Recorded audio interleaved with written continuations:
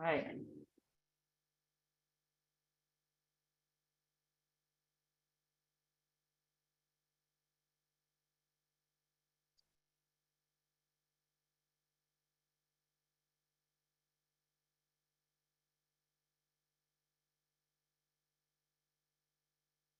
All right.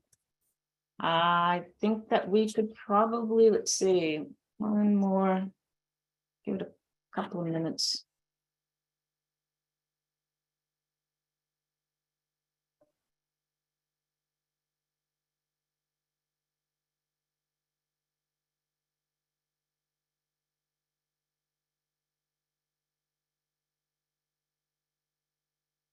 Got more people popping in. This is great.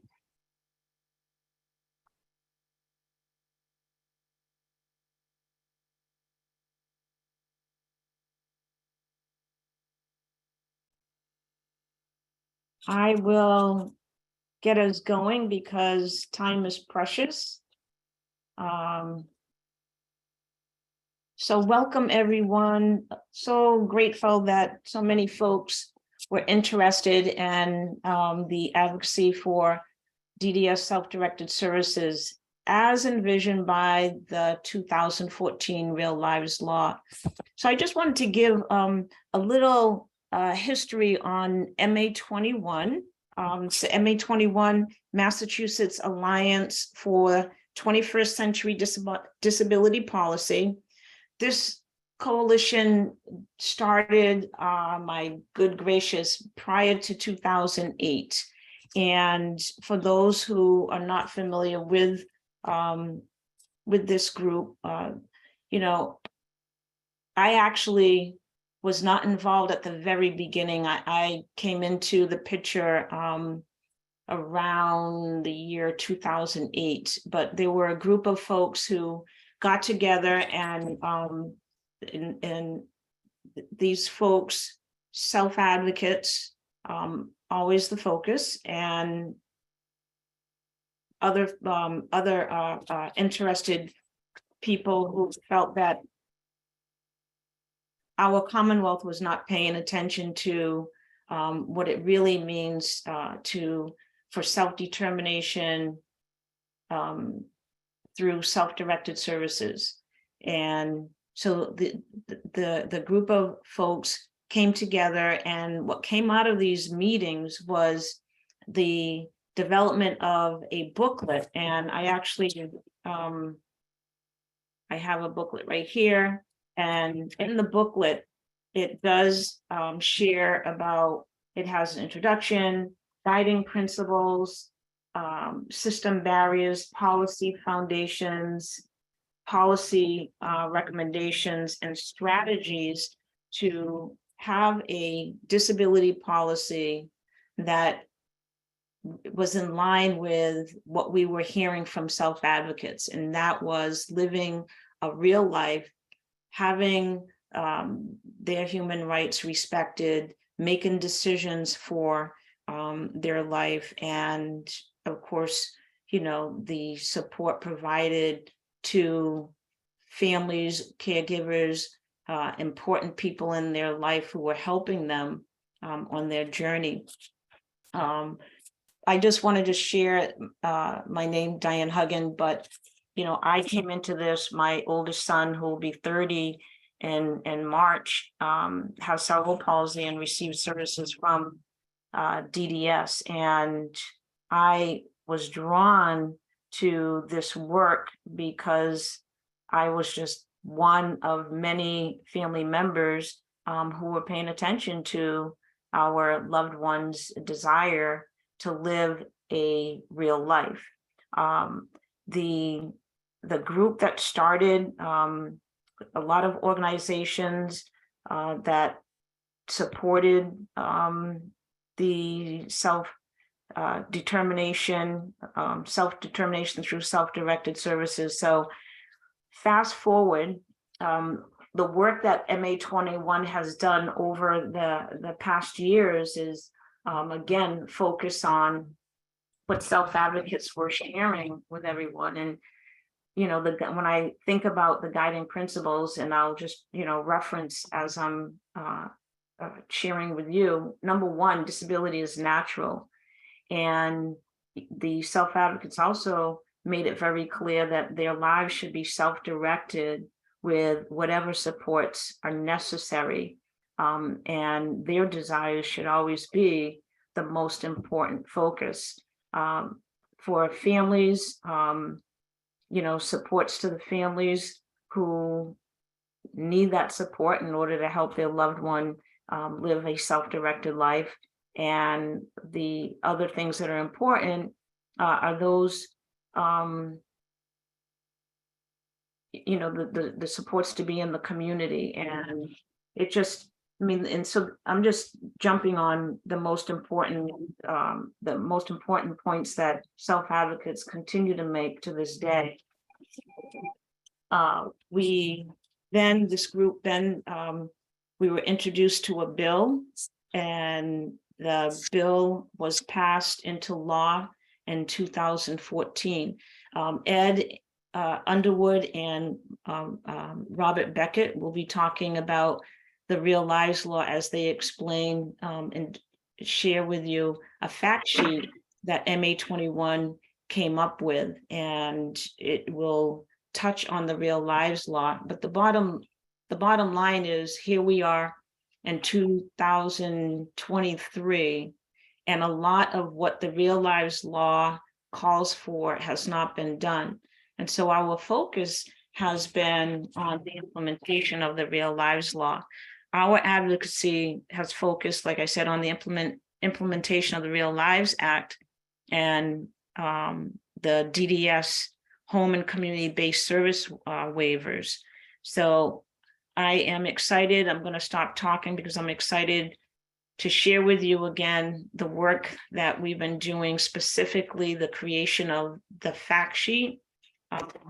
And I believe that Ed will go ahead and bring up the fact sheet. I believe hopefully everyone had the opportunity to read pages 1 and 2 of the fact sheet that was sent in the email that allowed you to register for today's meeting.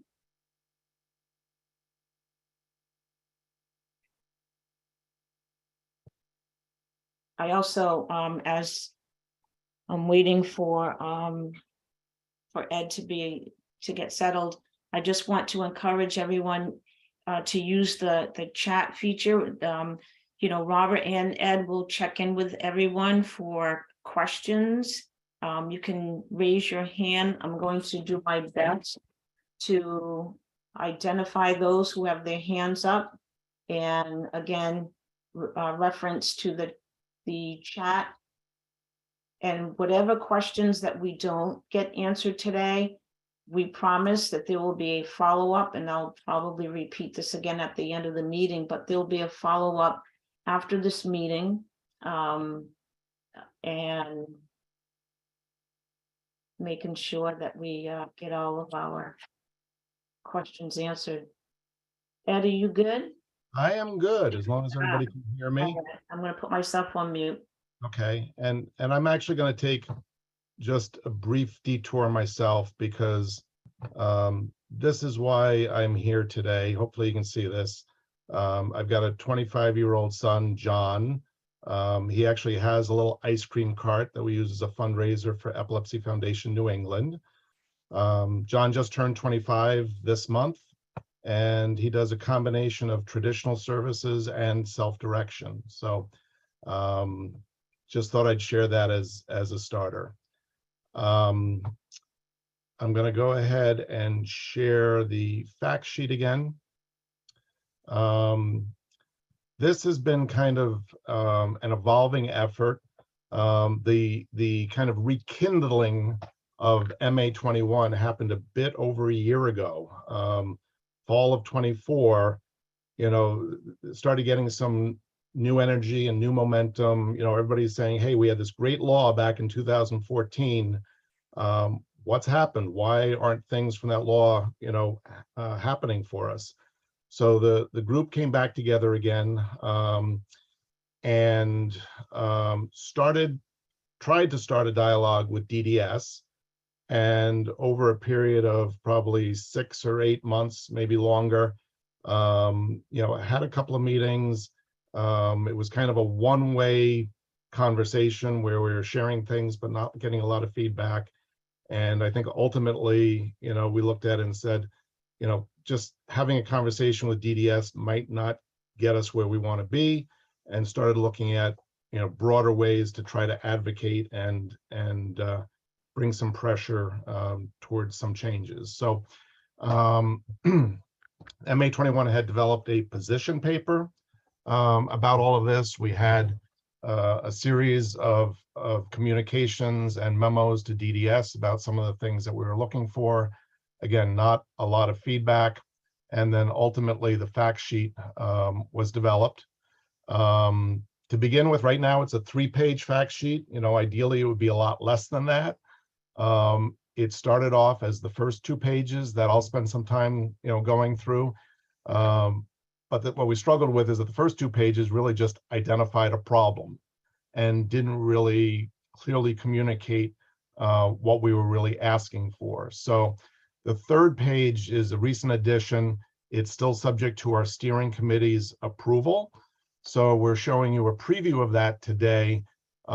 Steering committee will meet towards the end of next week. So hopefully by the end of the month, we can share with this group what we're showing you on screen today.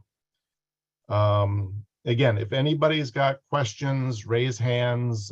If your hand raise isn't getting seen by Diane, just go ahead and pipe in, because we really do want to make this interactive and valuable to everybody that's online. So again, you can see the 3-page fact sheet here. I'm going to bounce to the bottom for a second. Diane already talked a little bit about MA21, who they are, the fact that it's formed back in 2007 or 8. These 6 organizations are the most active with MA21. So, we kind of have the I don't want to say the power, but the voice of those organizations and their members behind us a bit. And there's probably some other organizations on the sidelines that we'd love to bring more into the effort as well. So MA21 is not a formal entity by itself. It's not a nonprofit. It's simply an alliance, of several organizations working together. So the first sheet, ultimately what we're trying to provide are, number one, a tool that can help educate yourselves and the general public about the issues. But ideally, if it's not already there, hopefully this will evolve into a tool that you could take in hand and use in your own advocacy, or perhaps some more organized advocacy by the group overall. So, simply, I'm just going to go through it kind of quickly. What's at stake? People with intellectual and developmental disabilities should have the right to make choices about how they live their own lives. So that's what self-determination, which is really the term used by the Real Lives Law, or self-direction options within DDS services is all about. Is, the rights of us or our loved ones, self-advocates of families to have more control over the services that folks are receiving. The law is very specific, and if anybody, I'm guessing most people have not read the law, I would encourage you to Google, the Massachusetts Real Lives Law. It's easy to find out there on the internet. You can probably browse through it easily in 5 or 10 minutes. It's good plain language, and it really provides a good foundation, good background for what's going on here.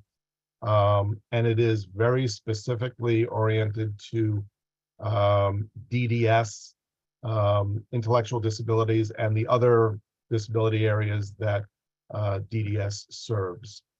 So again, a quick summary here of what the law was supposed to do.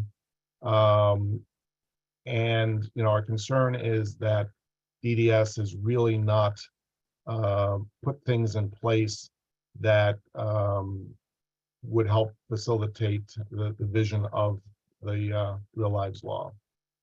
So again, it's 8 years later. There's about 32,000 adults that are supported by DDS. There's an additional, I don't know what it is, maybe 10,000 or something, children and other folks, but less than 2,000 are self-directing. So it's it's well under 10%.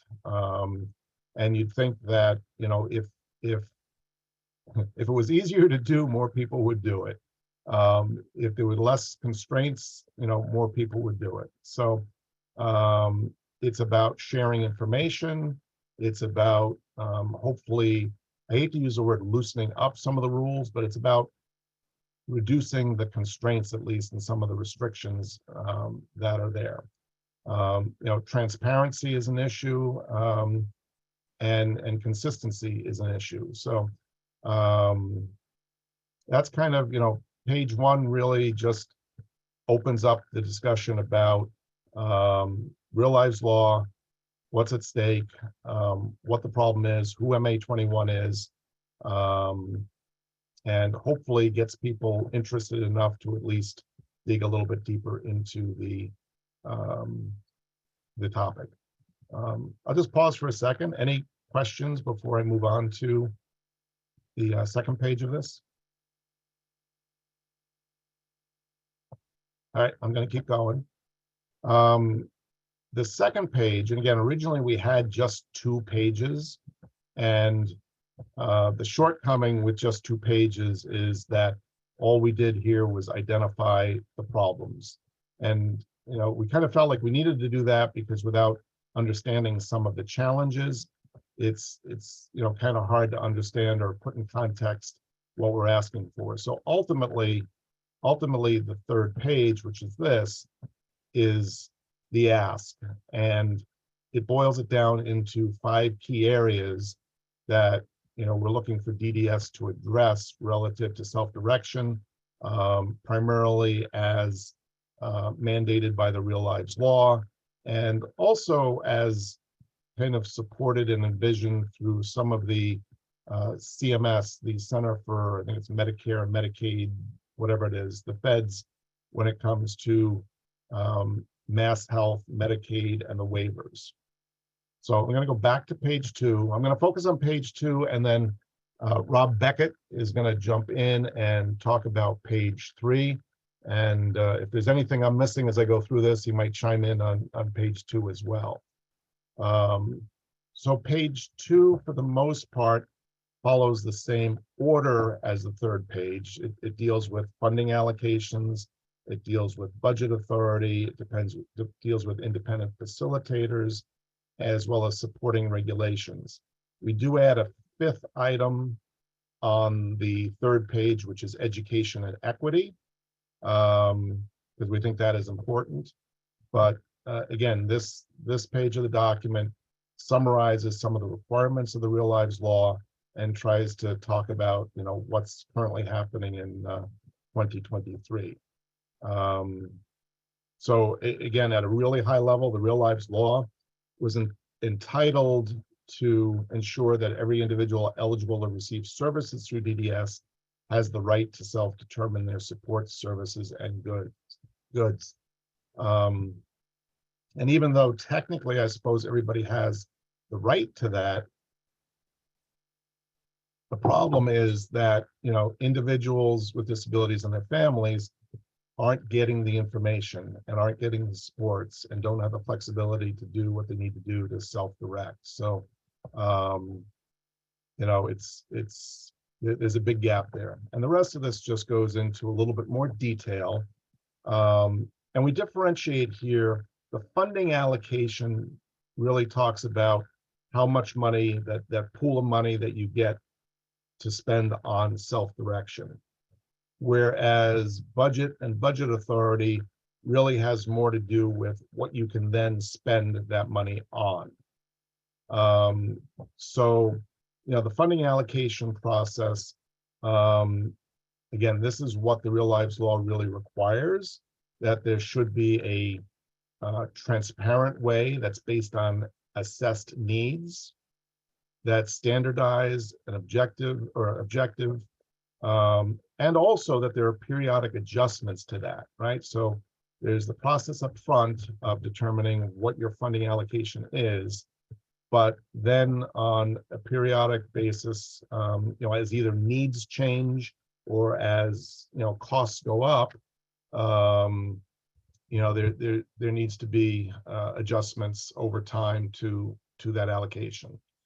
The real lives law specifically, and this is really key is it requires that self-directed budget be equivalent to the funding that the individual will receive in traditional services. That by itself is challenging because there's not even a good process for figuring out what funding people would get in a traditional service. So that gets kind of deep pretty quickly. The periodic adjustments, and then also specific rights of appeal. And just, if we have time later, we'll talk about some of this, but, and I'll talk about a little bit further on this page. DDS finally came out and proposed some regulations back in October, November of this past year, and they weren't great. And even like with regard to right of appeal, they had a small piece, like one sentence in there, and basically all it said was you'll have 15 days to appeal, even though the overall right of appeal relative to DDS stuff and even mass health stuff is typically a 30-day right. So there's a lot of things, a lot of challenges in this, ranging from big conceptual stuff to small details. So again, on the right side, the current problem, and eventually we'll be interested in learning how many of you guys have experienced some of this and whatnot. So the budgets seem to be arbitrary, subjective. I know we found out about our budget like a week before John was turning 22, and that was after spending months, if not years, actually, with a transition specialist from DDS who, we got one impression, and then when it came right down to the last hour, ended up totally somewhere else. So again, you've got a copy of just the prior version of this with most of the text if you grabbed it from the registration link. We will eventually be sharing this with you, so I don't need to read every line, and I'm sure you guys are reading through some of this as I'm talking. The budget authority, so how much money you get is a big one. And sometimes, for us, it's not necessarily about the amount of money that we ended up getting, because I think John got a reasonable allocation. Don't tell DDS I just said that. But it took a lot of advocacy. It took a lot of work. So it's really as much about the process as anything of it being more straightforward, transparent, fair, equitable, all of those things. And ultimately, for some families, that does translate into getting, a fair allocation that they might not otherwise get. In terms of budget authority, what we're talking about here is what you can use your money for. And the real issue here, we say it a little bit more clearly, I think, on the next page when Robert gets to that, but the real key issue here is that the majority of self-direction in Massachusetts right now with DDS is oriented towards an employer type relationship. So you're given employer authority so that your individual can hire staff, to work one-to-one with them, but that's a very restrictive model. And then there's usually like $3,000 that they throw into goods and services that you might be able to use for a gym membership or, a number of other things. Basically, anything that doesn't fall into the employer-employee relationship is restricted to that $3,000. The real lives law really envisions broader budget authority in terms of how you acquire or pay for your day-to-day supports. So there are organizations out there, and ideally there would be a lot more of them, where you could go to, instead of trying to find an employee, you could go to Built. I know Christina's on the line here, or you could go to 3L Place, or you could go to a number of different places and take your allocation, use your money, pay an organization to provide those supports, as opposed to having to be the direct employer of an individual. So that's a significant area that, you know, we're concerned about and advocating for. The home and community-based service waivers that DDS, you know, submits with the feds, you know, they have all the boxes checked to allow budget authority, but then in practice, they don't allow it. Again, I'm talking a lot. I'm not watching hands raised. I don't know if there are any hands raised. Independent facilitators is something that's called out specifically in the real lives law. And the idea here is to have, you know, a defined role where individuals can hire somebody who meets qualifications set by DDS to be independent facilitators to help navigate, help the individual navigate through some of the self-direction maze. So the real life law specifically calls for there to be independent facilitators, calls for DDS to create regulations to, you know, define that role. Even the CMS waiver stuff has something they call independent advocacy, I think.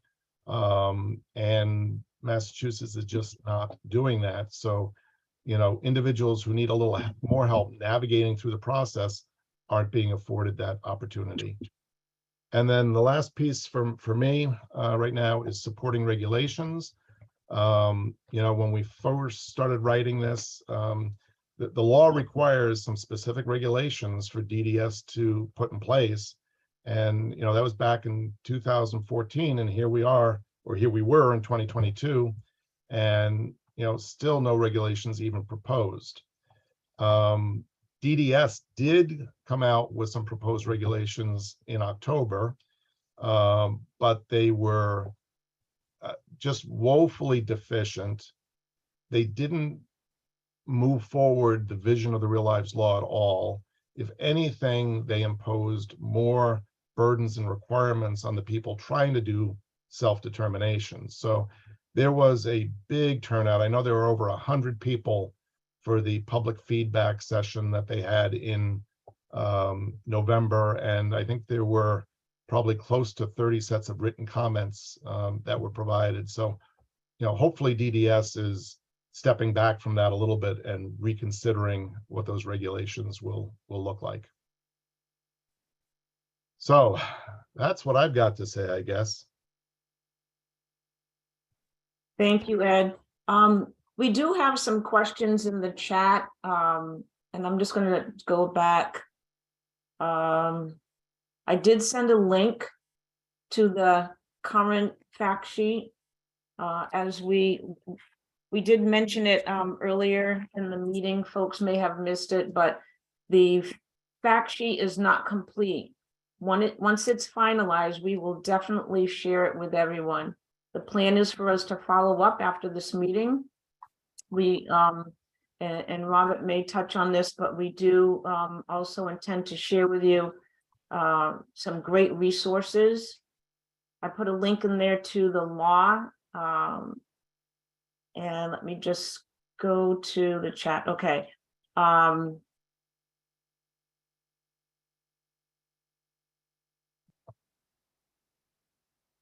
Let's see. Okay. There's a question about agency with choice. Is Xander McDonald, can you unmute and ask your question? Yes, hi. My question was that statistic on the first page about the 2,000 adults who are receiving self-directed services. is that I understand that there's the three models are agency with choice, and self-directed. So I'm wondering if that 2,000 includes, is that grouping agency with choice with the folks that are 100% self-directed? Or is there another statistic about how many families are doing agency with choice? It does include both. So self-direction is kind of the big umbrella. Under self-direction, you got two models, as you mentioned. One is agency with choice, and the other is, you might have to help me, Diane, PDP, participant directed programming, something like that. Correct, right. So both of those fall under the self-direction umbrella. Right. And there are, we maybe oversimplify by just talking about self-direction. There are nuances and differences between the two, but they both have some of the same challenges. Okay. And some of these questions, I may not be able to answer, but definitely encourage my colleagues to go ahead and jump in. Rachel had asked, had noted that they've never had access to knowing what the pool of money for their loved one is, and they were told that they cannot use it for residential. She's asking if that is true. Just to clarify, when I say we cannot use it for residential, what I mean is that we can't do self-directed for residential, we were told. I think Cindy O'Connor is on. Yeah, that's not true. Yeah, go ahead. Cindy would be great. Well, can we clarify first? Are you talking about your son, daughter, or whatever being in a residential placement and then wanting to do self-directed services during the day, or are you talking about something else? No, thanks. I'm talking about, it's my sister, I'm her guardian, and she has, she's in a CBDS program, but she lives in a group home that isn't working out. And we wanted to be able to provide for her a housing situation where she could use self-directed funds instead of living in the group home. And we were told we couldn't do that. Yeah, that's not true. I don't know where to go from there though. So I'll just keep listening, but I've pushed back, but I haven't gotten anywhere. Yeah, that's a complicated area, because if you can get away with living in the community with less than 24 hours a day of support, you can use, day support type money to facilitate living in the community. But once you get to 24-hour, there's actually something called 24-hour self-directed home supports or something like that. And I don't think DDS has ever allowed anybody to utilize that. Yeah, it's funny you should say that, because I've asked, my sister has a walker and wouldn't be able to get herself out in an emergency, which is really the only reason she needs the 24-hour. But they've told me that literally that 24-hour self-directed home sharing is not for 24 hours care. And I've mentioned to them that it's in the title, and they haven't had, they don't care. Rachel, I'd love to talk to you more one-on-one sometime about all this, because it's an area that's of interest to me. Thank you. I'll reach out to you. Thank you. Okay, so the fact sheet right now is not available in any other language. A lot of the work that we do is volunteer work. I encourage organizations who are interested to get involved. And if this is how you can help us, that would be awesome. But right now it's not, the fact sheet is not available in Spanish. All right, I already addressed the fact sheet, page 3.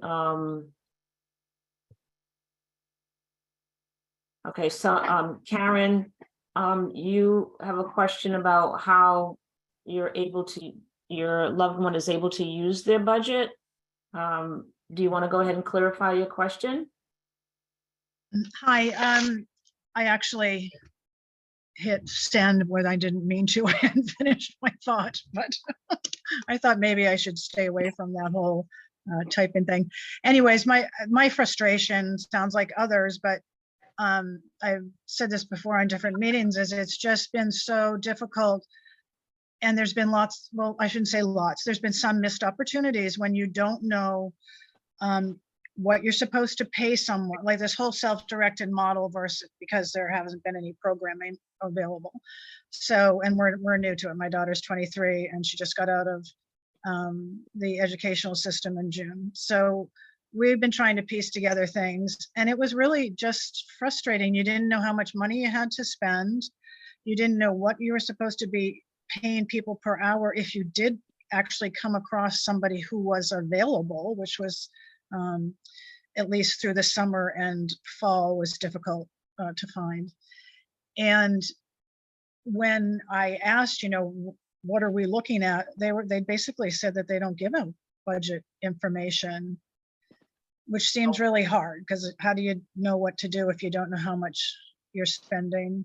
And So very, very you're- frustrating. you're highlighting why we're here today and the issues that we're trying to get some traction on.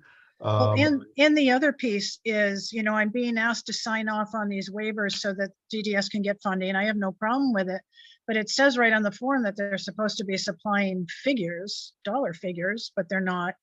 And then whenever I've asked about, how we're going to move forward to finding a place for my daughter who does have some medical needs, I have literally never gotten an answer to that question. So you have self-directing funding right now for day stuff, it sounds like. Yeah, I honestly don't know what I'm not, I believe it falls under self-directed. So we have picked up 9 hours of programming in a community-based program in the fall, and are looking obviously to expand that somewhat. So I don't know if that comes under person directed, or I'm guessing part of it's person directed, because we haven't established our agency with choice yet. Yeah, At least I don't think so. This is what's so hard to understand. again, exactly the issues that we're trying to address. I have a Yeah. question. Okay, let me just go, let me just go through these other questions. Okay. And I'll bounce right back to you. Sounds good. Xander also had a couple of comments, questions about the assessment tools. Again, that's an issue. I don't believe that there is accurate assessment tools, and the lack of the appeal process is concerning. Yes, it is. That's why we're here today. Our advocacy is addressing that. Kelly, you mentioned agency with choice and their responsibility. Again, but these are all the things that we're advocating about, combining all these services. Oh, Susan, thank you. My story.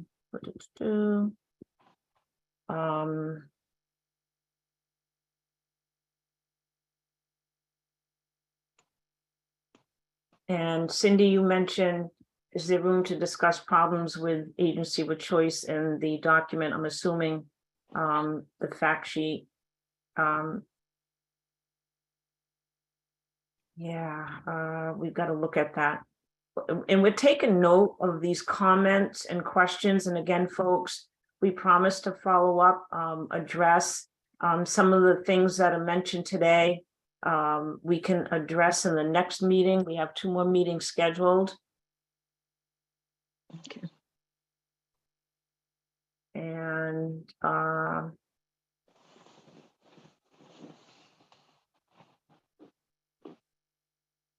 Hey, Cindy O'Connor, if you wouldn't mind, let's talk offline about your comments too about AWC and the fact sheet.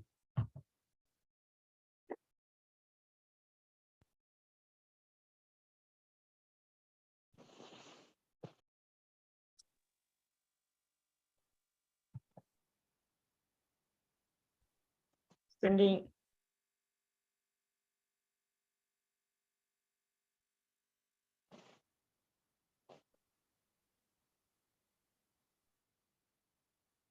Yeah, so I'm just going through chat, folks. Thanks for being patient.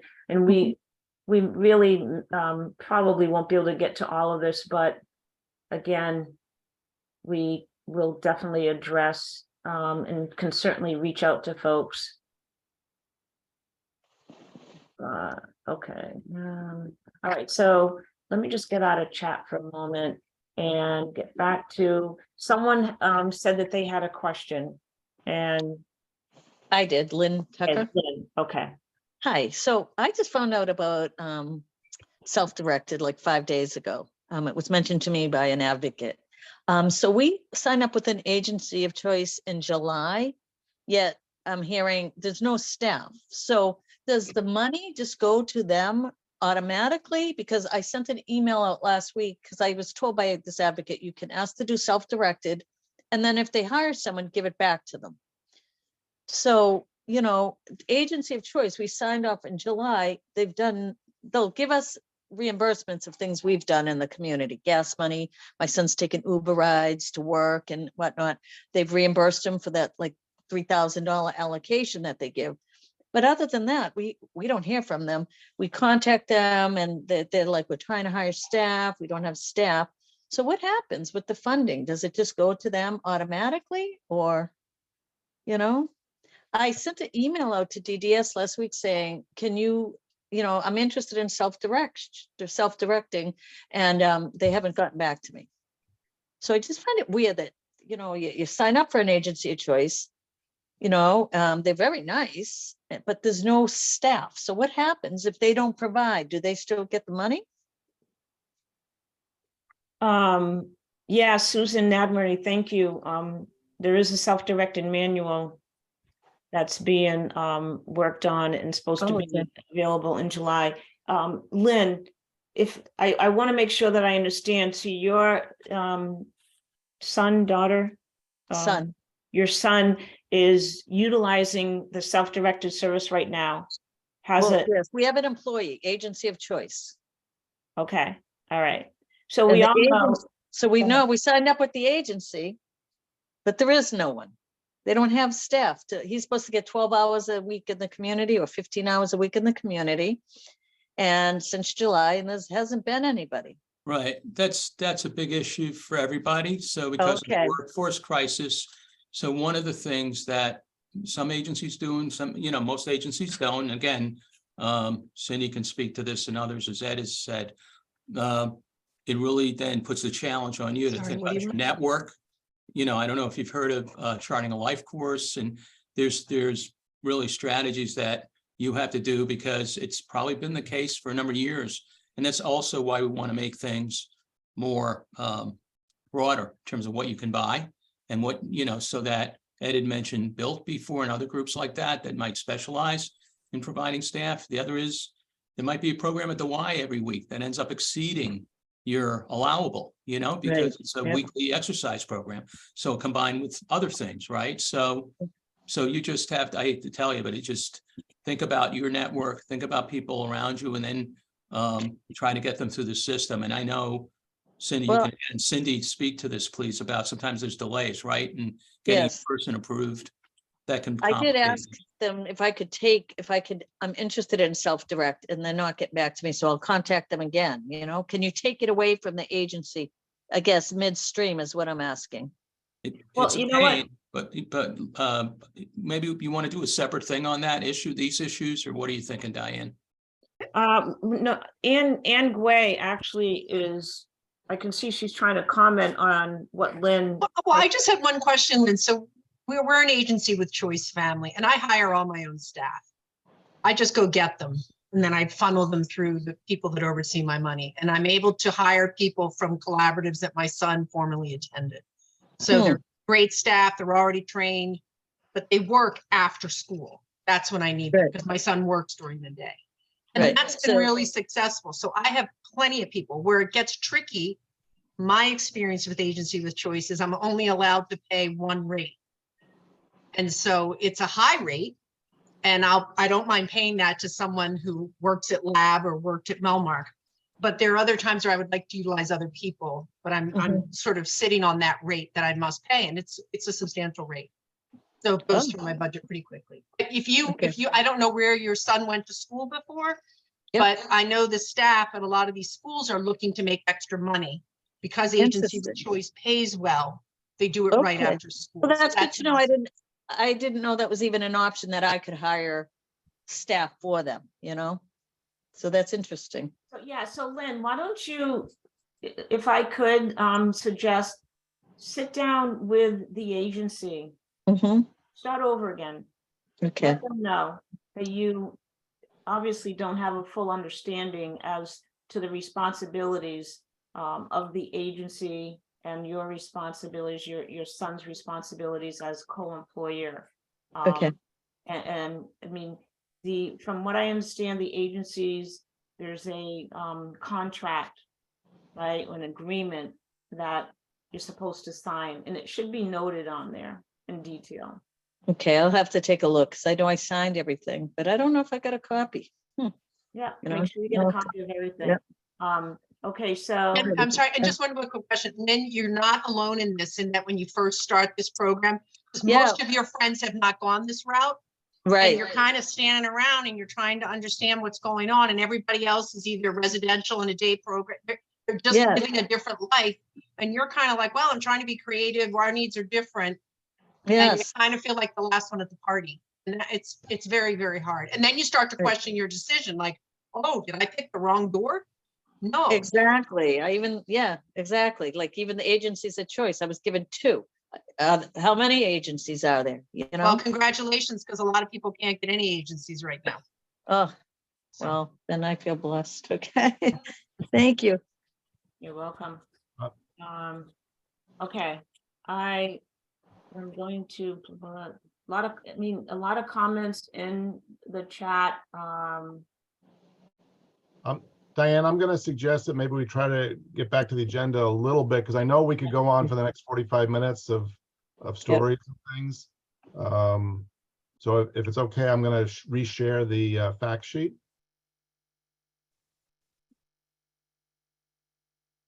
And Robert, I think you're up.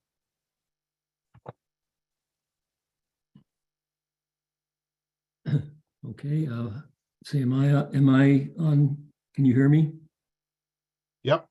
Okay, mine is Rob Beckett, and have become kind of somewhat of a leader in MA21. I co-chair with ANFRAC, the steering committee, which kind of makes decisions in between MA21 meetings for MA21. And I have a son who's 45 who has Down syndrome, who until he was 26, he had a 4-year full-time employee job, was living on his own for a while, but he had a downturn, and since that time he requires a lot of supervision and a lot of assistance with his self-help skills. So that was when he was 26. So it's been the last 19 years. And we moved to Massachusetts in 2016 to be closer to our daughter, who has lived here for 20 years. And she's really the only one that relates to our son as far as family members are concerned. And so that then got us into the DDS Mass Health world. And also then he's been in self-direction, self-determination. Medicaid calls it participant directed. So those are all terms that are used, but he's been in that for the last 4 years.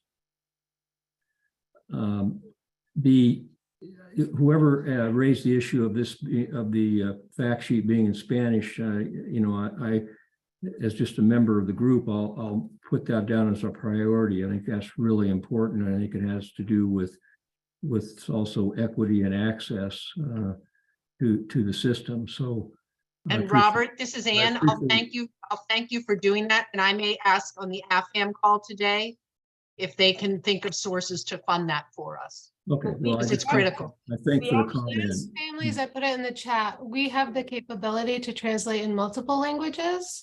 And we're willing to support you. We'd also like to be on the steering committee, and I have other ideas, but I'll get in touch with you later. Awesome, Great. thank you. Thank you very much. And if somebody wants to come in on the chat, just like the person did now, you can interrupt me.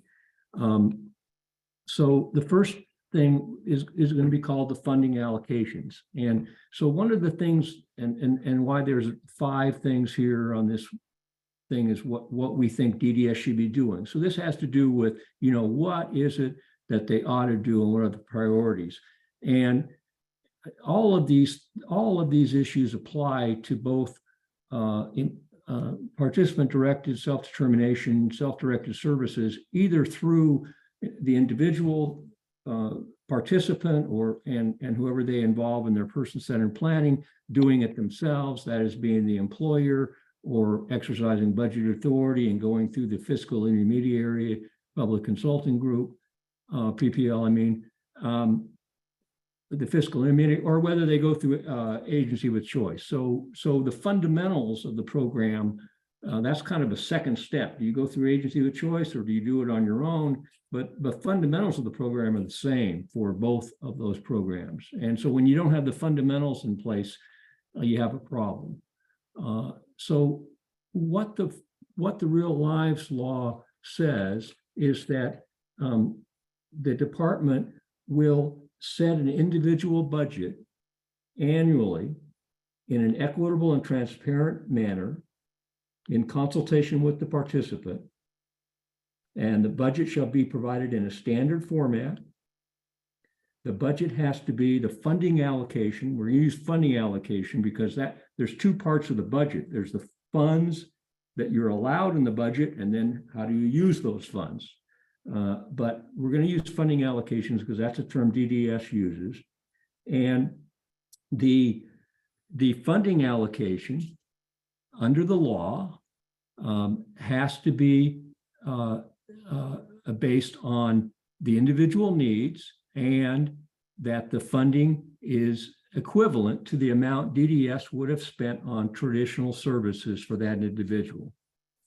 So that's in 2014, that became the law, that any individual choosing participant-directed self-determination, self-directed services, they were to get a funding allocation, and it was be based on assessed needs and to ensure that it was equivalent to the amount DDS would have spent on traditional services. So where are we with that? Well, after significant, I would say, input to DDS that, hey, that's all regulatory, that must be done, you must do that. The proposed regulations that came out November 21st, the proposed regulations say the department shall establish a methodology, set forth in guidance, to determine individual budgets fairly, equitably, and transparently. So the proposed regulations don't adopt that methodology 9 years later. They say we'll put it in guidance, and often guidance is not publicly available. So the bottom line is people that are in participant-directed services, that's what Medicaid calls it, the CMS, HCBS, Home and Community-Based Service waivers. The Real Lives Law calls it self-determination, and DDS uses the word self-directed. Those are all interchangeable words. The bottom line is every family, or every participant, I should say, and then the members on their planning should have what the funding allocation is. All right, so you start with that. So is my funding allocation $30,000? Is it $35,000? Is it 22 cents? Whatever it is, that's what it starts with. And so our ask on that is that DDS establish that and publish it. The Center for Disability Law wrote comments on this relative to the proposed regulations, and the Center for Disability Law, from a legal standpoint, felt that the department saying that they would establish that funding allocation methodology by guidance was not adequate, that it should go through a public process, and that funding allocation ought to be available, and the methodology ought to be available to any participant and really any member of the public of how that's set. So that's kind of the funding allocation issue, which is missing. And so you're going to find that people don't know how much is available in a given year. And then if you don't know how much is available in a given year, the law provides for that funding allocation to be adjusted annually, and in part based on inflation or in part on other rate increases in the traditional system. And so if you don't know what your initial one is, you don't know what it should be year by year by year. So that's a fundamental problem. And this MA21 is working to require that DDS provide that methodology 9 years later. Okay, I'm going to stop on that. Does anybody have anything on that question of funding allocation? Okay, so then let's go to budget authority. So what the Real Lives Law says several times is that the participant and the participant's chosen planning team shall be responsible for the implementation of the person-centered plan and the individual support plan, including the hiring or purchasing of necessary services, supports, or goods. The amount of the individual budget shall be available to the participant each year for the purchase of self-determination services, supports, or goods. In addition to the Real Lives Law, Massachusetts participates in 3 adult waivers: adult supports, community living, and intense supports waiver. In that waiver applications, the law provides not only is there employer-employee authority, that is, a person can, through agency with choice or themselves, employ someone, but also that you have budget authority, that you can spend money on identified services. And the services that all 3 waivers contain are peer support, individualized day supports, chore, adult companion, individualized goods and services, assisted technology, individualized home supports, family training, respite, specialized medical equipment supplies, transportation, behavioral supports and consultation, home modification and adaptations, individual supportive employment, and vehicle modifications.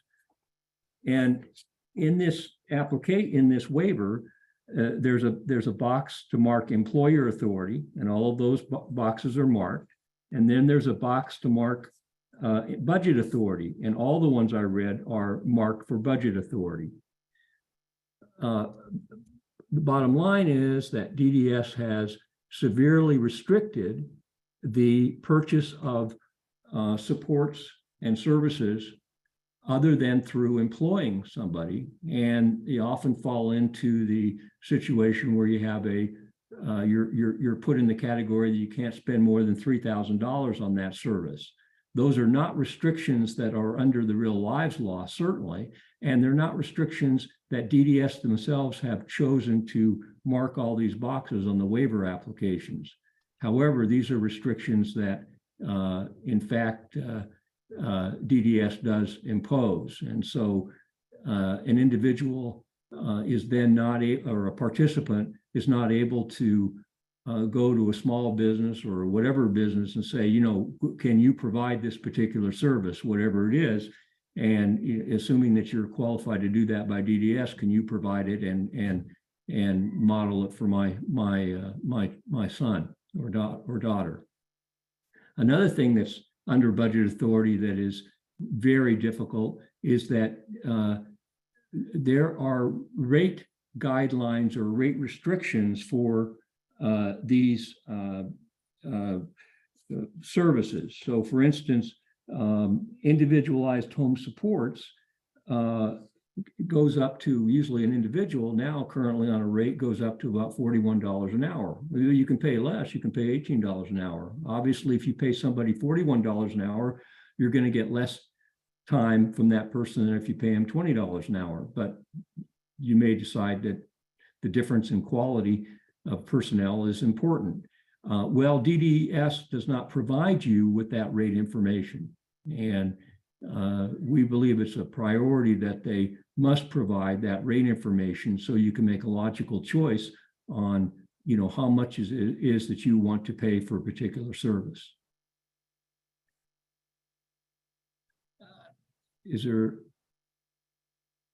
Well, again, this is where you get into it. I am paying a nurse for more than $41. Absolutely. Individualized home supports is not a nurse. So an individualized home support would be someone who did not have a license to be a nurse, and a nurse would be paid more. And then okay, there's someone else on it. If I get that last chat, I'll still look at it. One of the big problems in this matter is what we call independent facilitators, or Medicaid calls independent advocacy. And, just listening to the people on this line, the Real Lives Law says that there will be independent facilitators. It says that DDS must establish by regulation qualifications for independent facilitators. It says that an independent facilitator must be a member of the Self-Determination Advisory Board. In 9 years, DDS has not, although it's specifically required, has not by regulation provided for independent facilitators. And not only that, in the proposed regulations, which came out in November of 2021 or 22, DDS did not, in that document, make reference to independent facilitators or establish qualifications. As a result of that, Thomas Beckett, my son, cannot hire an independent facilitator. Whether he pays for it or is paid out of the budget or whatever it is, he can't hire one because there are none available. And the Real Lives Law provides specifically for what the independent facilitators to do. And they're to be an advocate. They cannot provide services. They're not a support broker tied to the state. They're an independent person that has qualifications and can try to help people go through the system. So in Thomas Beckett's situation, he would have hired an independent facilitator because they are officially part of the process. They have a role identified in the Real Lives Law, but he can't hire anybody. And that's because DDS has never established any qualifications for that. And therefore, there's nobody out there who can say I'm an independent facilitator. So that's a flaw in the system. And again, not everybody would choose to have one. You got to deal with cost and whatever, but the fact that you can't. And then to double up on that, in the waiver application, DDS chooses to mark the box, no, we do not, Massachusetts does not provide independent advocacy. Well, that's a waiver term, an HCBS waiver term, but in reality, independent advocacy and independent facilitators are essentially identical in terms of how Center for Medicare and Medicaid Studies and or system and the Real Lives Law defines it. So it's a fundamental flaw in the system that participants cannot seek that service if they want it. Anybody have anything on that, or back to the other three? Hi, is the vision that independent facilitators or some other type of representative can stay on with the families long-term who would have difficulty managing the whole process in terms of submitting receipts and taking care of approving timesheets, things that where families just can't do it, or there's aging caregivers? Is the vision that you can have somebody to do that for you? Well, if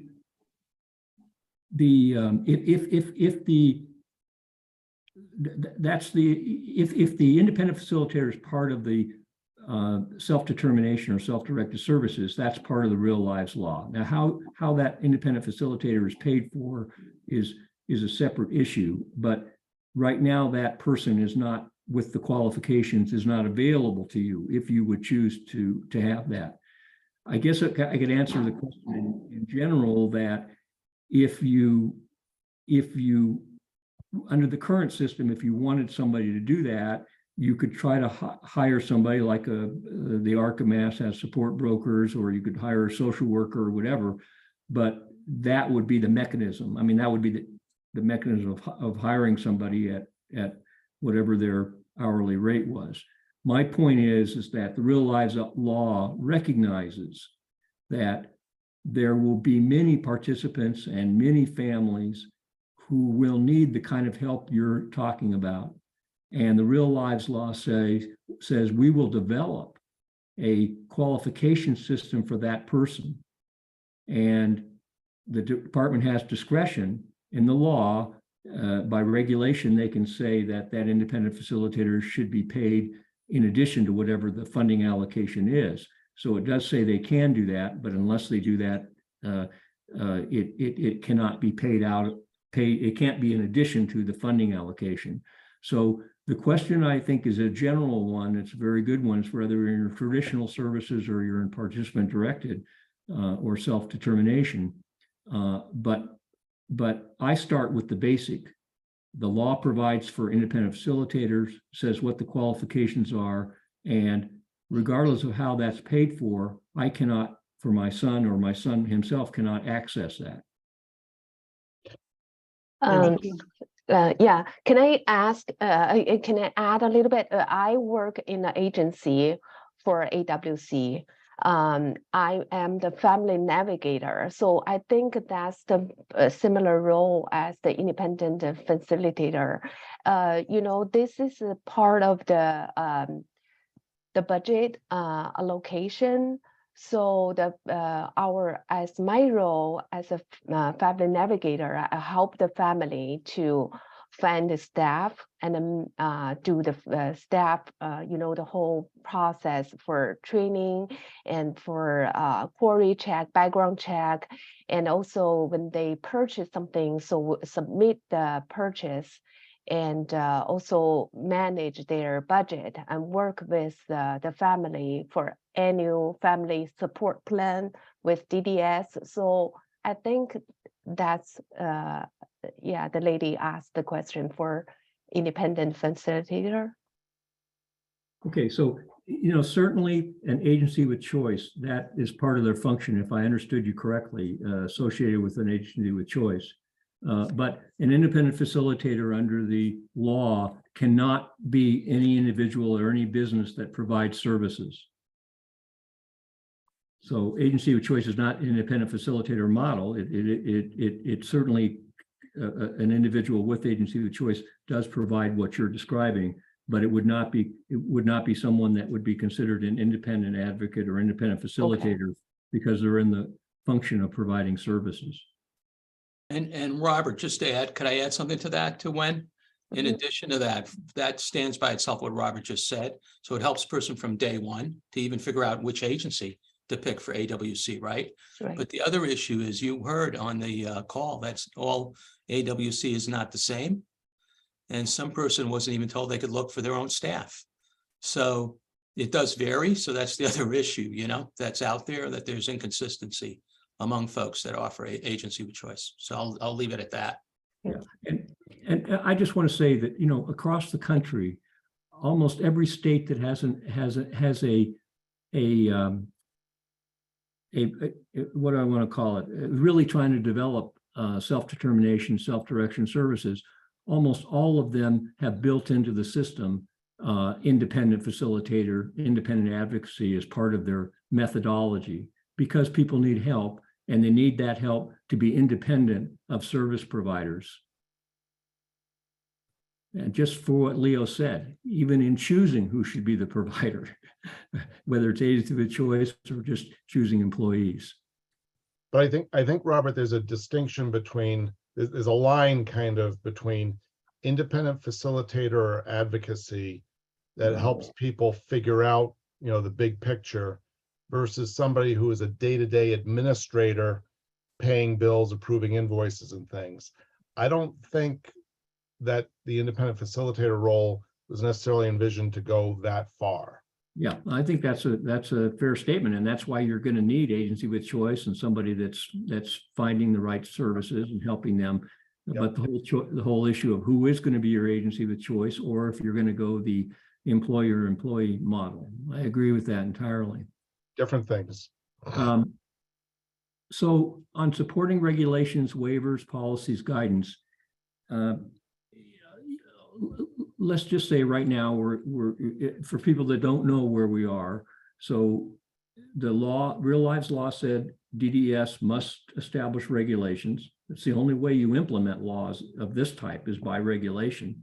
0 regulations until November of 2022. So that's only 3 months ago, or less than that, 2 months ago. And the proposed regulations were filed. There was a public comment or listening session, and also written comments were due, I think, the public both on the same day, November 21st. There were over 100 individuals on that proposed regulation public listening who were not DDS employees. There were over 20 comments done verbally, and there were over 20 comments that were delivered in writing. Among the comments delivered in writing, self-advocates, and FRAC did a great job. There were families and parents,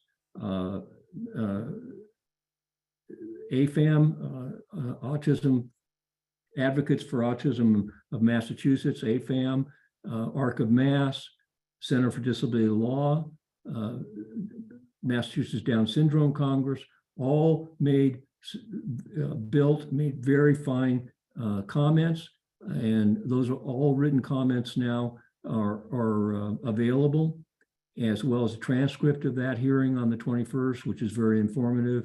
And DDS now has all that under their consideration, and they're deciding how to proceed. There have been indications that they have said they do want to engage back with the Self-Determination Advisory Board and perhaps other stakeholders, but we don't know where that is now. But if people want to get an idea of how we don't have a foundation for the real lives law because we don't have adequate regulations, you certainly could start and read those comments. And we have those available in a library if you want to see them. And we've kind of got a top 8 ones that we think were the most, kind of very interesting ones, starting from individuals, participants, down to families, down to organizations, down to legal.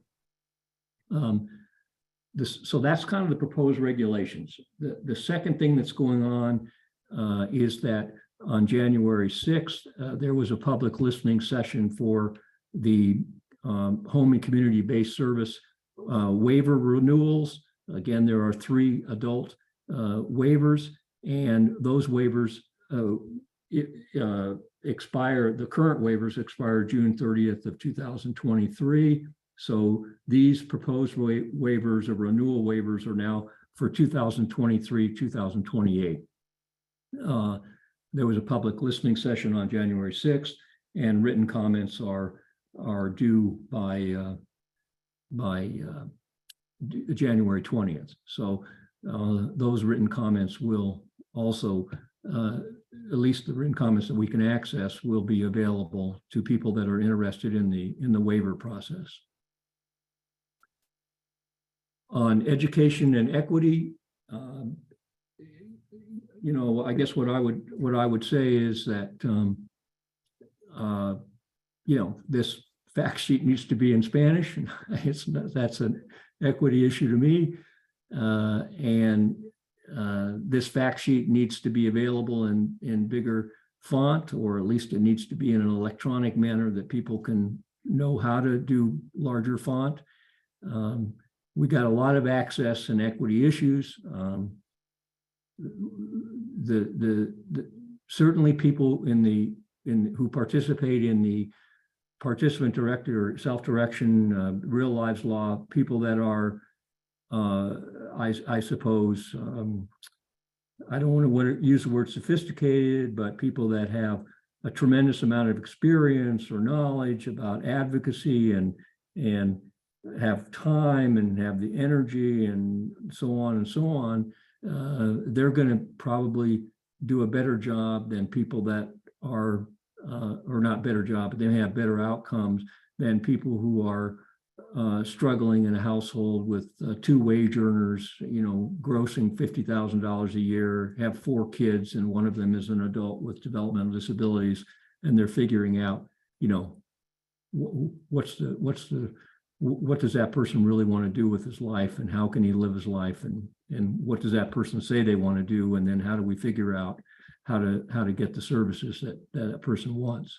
So we got a long ways to go in equity, but we do have to have a foundation that the rules are the same for, not say the rules, the fundamentals are the same for everybody, and so everybody's kind of going down a path that is not arbitrary. It's a path that there are guidelines or rules as you go along. We got a long ways to go on education and equity. So that's my presentation on this part. Diane, I could go right into the other thing I was going to talk about real briefly, the library. Yeah, that would be great. I was just going Right. to ask that you do that. Thank you. Okay, so I'll start real basic. If we've got a Gmail account that's was on the 2 pages of the fact sheet, the first page that you all did receive, the first 2 pages. And if there's any specific documents that anybody wants, we'll be glad to get that document to them. By that, I mean, if you just want the real lives law, I can't find it on the internet, or if you want the MA21 position paper, or you want to get the renewal applications for the home and community-based service waivers, or if you want all the comments that were made on the proposed regulations, we'll be glad to get you individual documents. The other thing that we're going to have available in the next, I would say the next week or 10 days, is we have developed, and you've got this on the screen, so you want to put that on? Okay, so we have developed an MA21 document library, and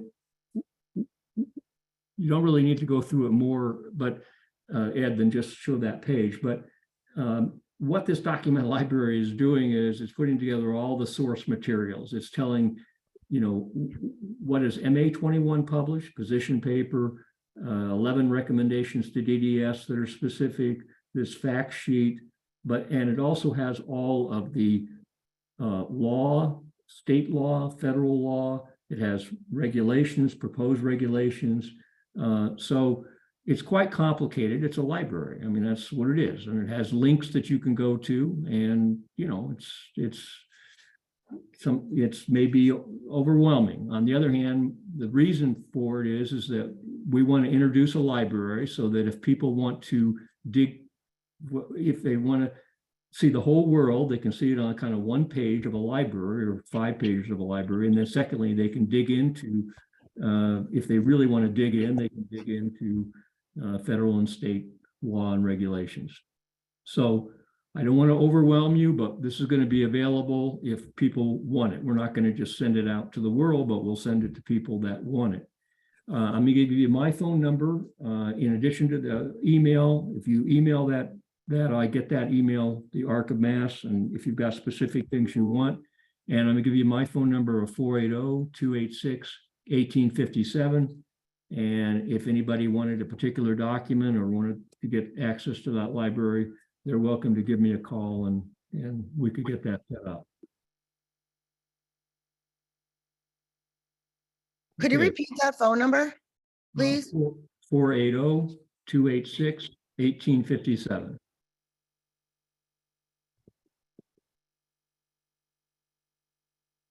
Thank you. Mhm.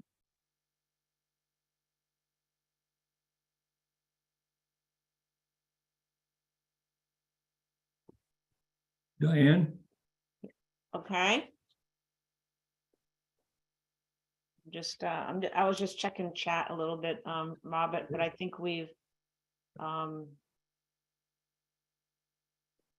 addressed a lot that was put in chat. And Again, I'm gonna just keep repeating what you've already heard. We're going to we're gonna follow up after the meeting, give us at least by the end of the week. Ed is actually putting some questions together that, it's a survey. We hate surveys, but it would be great to get some feedback from everyone. The updated fact sheet, we said that we hope to have completed by the end of the month. This is all part of our action plan, right? So moving forward, we have 2 meetings scheduled Tuesday. They're both on Tuesday. The time is the same, 1:30 to 3. So the next 2 dates, March 21st and May 16th. Those are our next 2 meetings. And we, between now and when we meet, of course, we all continue to do our individual advocacy. I actually just met with my state representative last Friday. She actually reached out to me. She's aware of the work that I do and how my son is living his life. And we just chatted. I thought we would just talk for about 30-45 minutes, but we ended up chatting for almost 2 hours. And I had a great opportunity to be able to share with her what self-direction means to my son and to his family, and the journey that he's been on, the great things that are working out. But there are a lot of things that are not working. And so it was a time for her to be educated, and she was very grateful. And I've already started sharing information with her. Number one, I wanted her to be familiar with the real lives law. And I'll share, some of the documents that we have here with MA21. Leo, Ed, did you want to make any comments? Just one last, maybe sort of housekeeping type thing. Everybody that's on the session, if they went through the registration process, we have your contact information. So we have the email addresses to send back out to you. If for some reason you got into this meeting and you didn't go through the registration process, I don't know if somebody shared with you a link or something, if you could mail to MA21 at arcmass.org your information, then we'll add it to our list. But as long as you registered, you should be hearing from us again within a couple of days with a follow-up email. I'm just seeing lots of email addresses being thrown into the chat, and hopefully we can, glean them out of that. But I'm saving the chat. A little more work to do it that way, though, but we're doing it. as long as you registered, we have whatever email address, name information you provided through that. So I just want to give anybody else that might have gotten in through a back door somehow a way to make sure we don't lose them. And Ed, are you saying you'll give folks that are, when you write back to them, will you offer them that link? Is that what you're going to do anyway? We'll put our heads together. There'll be We'll talk it over. Okay. All right. We'll figure it out. Okay. So in chat, Joan Schultz, I hope I pronounced your last name correctly. Joan had she questioned, should we bring self-direction up at our IEP this summer? Self-direction starts from the very beginning of life, right? So let's, actually, I was going to say to the family members, but no, what I want to say is for everyone to hear, take the disability out of the picture. Self-direction for every person starts from the beginning of life. And so the IEP, your loved one's educational years is just like another student. What are the goals? What's the vision? And, skills, talents, all of that. So let's focus on the disability. Obviously, we know what the needs are of the child, adult, But when we get lost in the diagnosis, we tend to lose sight of life. So I hope that's helpful. So yes, at the IEP, don't wait for the IEP meeting. Actually, pull out whatever IEP you have right now. Make sure that your vision is clear, and make sure that those goals are going to help your son or daughter, build, develop the skills, strengthen skills, just like any other student.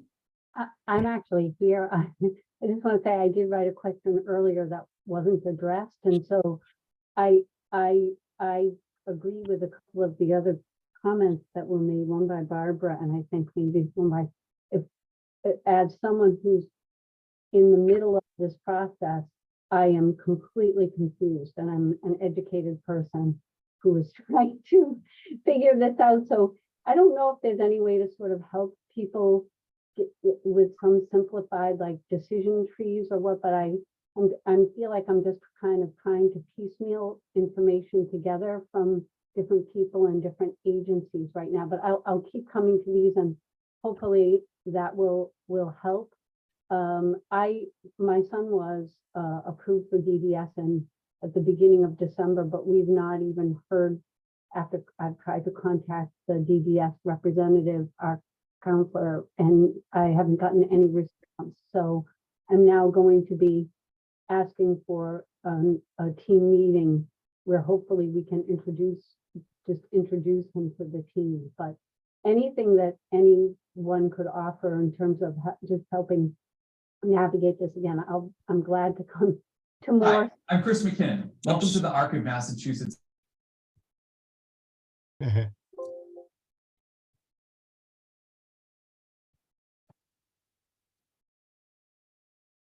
Okay. Were there any other questions that I may have overlooked? I just wanted to, I had asked whether when I heard that Robert say that the waivers are expiring in June 2023, do we need to do anything about that if our loved one is on a waiver, adult waiver? If I Yes, Diane? Robert. Yeah. Okay, yeah, no, so there's 3 adult waivers. The waivers in general are in effect for 5-year periods. So every 5 years, the state has to go through, across the country, has to go through renewing the waivers. And so what's going on now is DDS has prepared renewal waivers that would go in effect from 2023 to 2028. So the answer to your question is there's going to be renewals of the waivers. So you don't have to do anything about the fact they're going to expire on June 30th, because presumably if there's not an extension, probably won't be, they'll be approved as of July 1st of 2023. The point that we were trying to make is this goes through a public hearing type process. There are written comments, and based on the renewal applications that have been made, there appear to be serious deficiencies in those applications, particularly in allowing participants to choose to use their budget authority to purchase services. Thank you so much. I think I was taking it as expiring for individuals but I understand now. Sorry about that. No, I'm just glad you asked the question.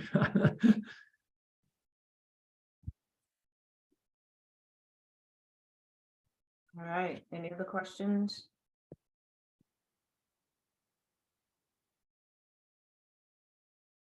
No.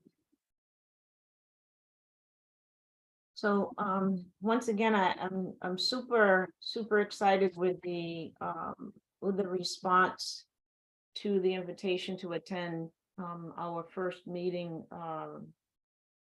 what we've been calling this series, but good things happen when people come together, and so everyone's advocacy, I personally appreciate it. This is how the Real Lives Law was passed. It started with just an idea and became a bill, and with great advocacy, we have a law. So things won't change unless we speak up, and so we'll continue to do that together. I don't want to do it alone. Is there anyone that we can reach out to in our communities about supporting all of this? Hmm, You know, I think, congressmen, yeah, senators, so representatives. what you can start to do, like we're in the midst of, we talk internally about our group and steering committee and all that, about we're at phase 2 now, campaign mode. And the legislature is just getting settled and the governor is just getting settled. We're hoping for a positive change, but there's nothing wrong. You all, many of you mentioned stories about barriers you faced. There's nothing wrong with calling your state rep and state senator, show a picture as Ed did, and then explain, in fact, we might even survey you on that. So we'll have it all in one place. The silly kind of barriers, because I think sometimes that speaks volumes. And just, who put that barrier in front of you, but that this is what your dream is, for your son or daughter, for yourself. So that, yeah, we encourage you to start just at least sharing about it.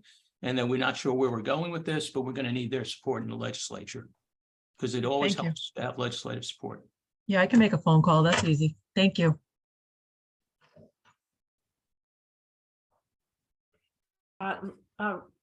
Okay, we have Rainier.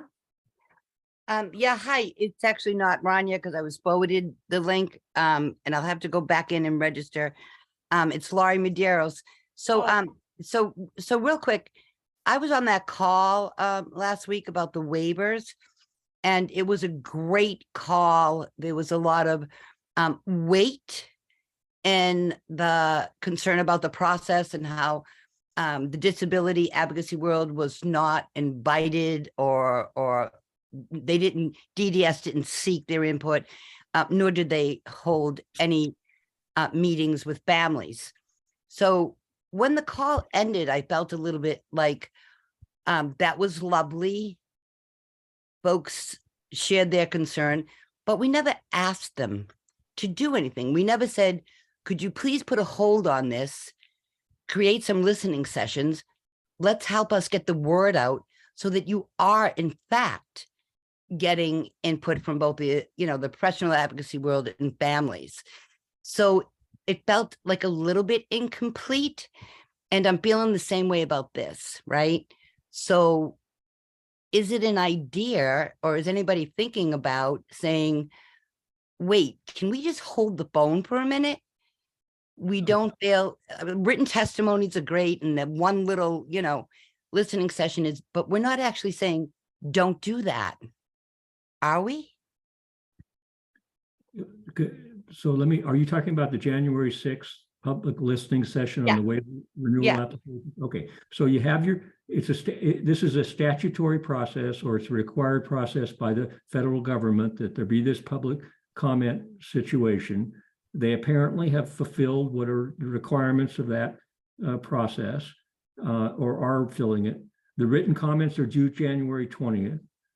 Both the verbal comments and written comments at that, and the written comments certainly will request that DDS slow down, that we don't have a March target date. We don't have to submit these till April or May. Let's get some process going. So if you have the ability to do written comments and talk to them about slowing down, please do it, okay?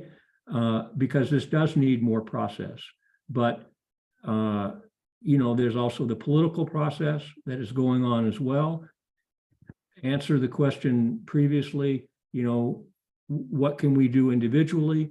I think Leo gave a great answer. Talk to your legislature, but we also want to give you, we wanted this meeting today so we could expand to 80, 90, 100 people. And we want to be able now in the next week or 10 days to give specific ideas of what you can do. And that would include this waiver application renewal, and try to make sure it's a viable process. But I would say whoever came in, there's a link to how you can send an email on a written comment, and I would get your written comment in. Okay, because that's where we are in the process right now. The people that are doing written comments have to have them been in by January 20th. And the written comments are probably more important than the public listening session. Okay, so we're now heading to past 3 p.m. So I want to respect everyone's time, but definitely want to repeat huge thank you for attending and for giving input. Lisa Jennings is asking, where is that link? Lisa, are you referring to the waiver?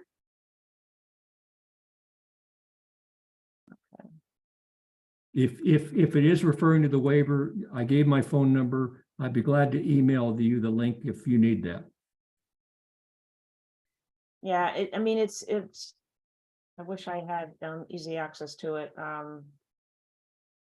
Because it's on the DDS website. I might be able to pull it up real quick.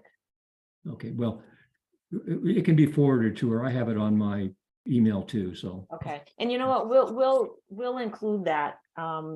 We'll include that in the document library, and although today's the 17th, I think that we can just go ahead and forward that in a quick follow-up.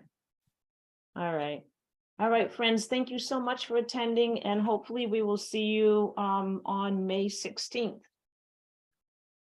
And hopefully you'll hear much more from us before that date, because this needs to move forward. Right, yeah. Amen. That's a promise. All right, Sounds good. Thank you. take care, everyone. You too. Thanks, everybody.